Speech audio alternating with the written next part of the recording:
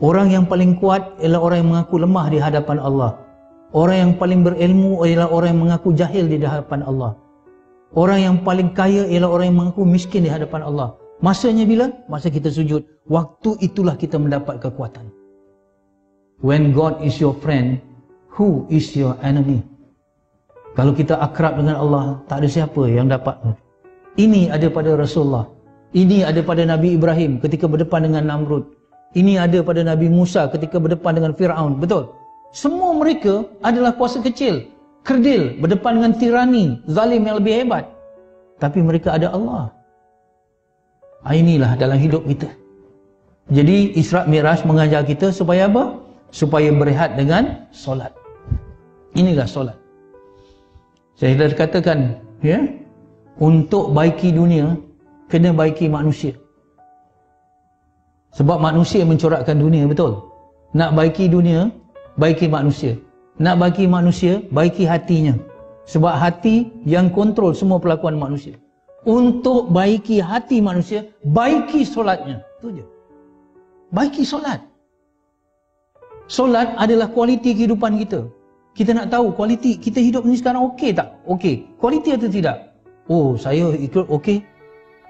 Sekarang pensioner, tak ada apa. Sekarang saya dah bekerja bagus, stable, semua well to do. Semua ada ini, ada ni. Kita kata kita itu. Tetapi dalam Islam, dengar ya, kualiti kehidupan kita dilihat pada kualiti solat kita.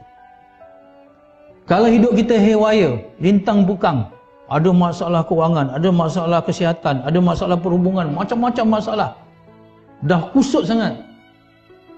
Nak baiki daripada mana? Baiki daripada perkara yang paling utama, iaitu baiki hubungan kita dengan Allah melalui solat.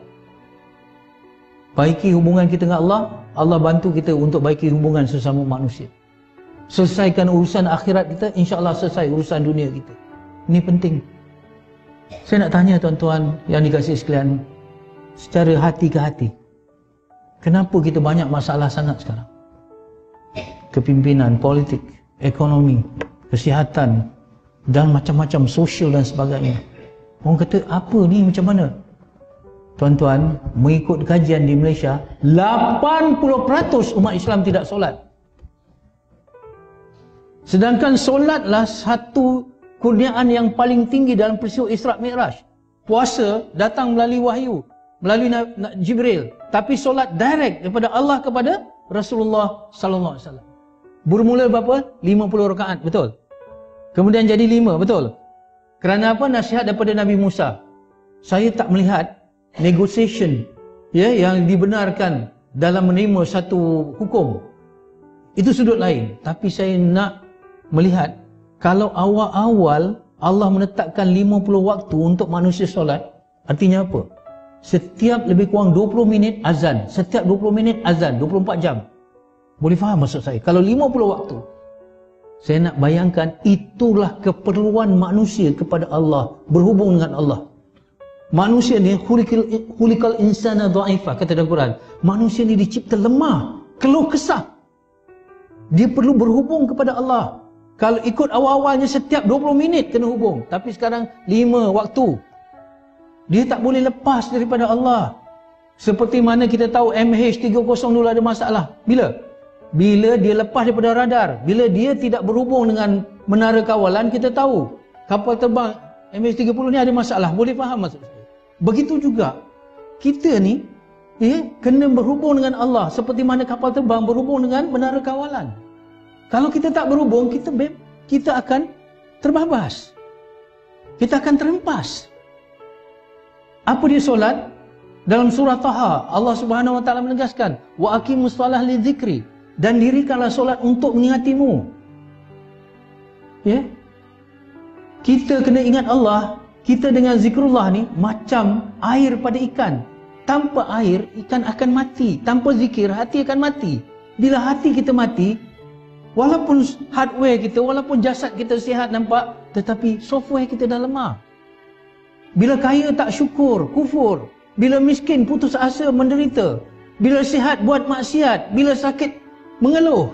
Apa saja tak kena. Tetapi bila hati kita berhubung dengan Allah, all is well. Dapat musibah, sabar, pahala. Dapat nikmat, syukur, pahala. dapat pemberian Allah banyak ini dan sebagainya, qanaah, berpada-pada. Subhanallah, inilah kata Rasulullah, kaya sebenarnya ialah kaya hati. Kaya hati apabila ada Allah yang maha besar di dalam hati kita, segalanya jadi kecil. Tapi kalau Allah tidak besar di hati kita, masalah akan menjadi besar. Jadi peristiwa Isra' Mi'raj, kita dapat solat. Sebelum tu tak ada solat. Allah bagi solat, manusia boleh berhubung dengan Allah bila-bila masa saja. Nak jumpa ustaz, kena buat appointment. Nak jumpa kaunselor, kena buat temu janji, betul? Jumpa Allah bila-bila. Ada masalah, Allahu Akbar, mengadu pada Allah.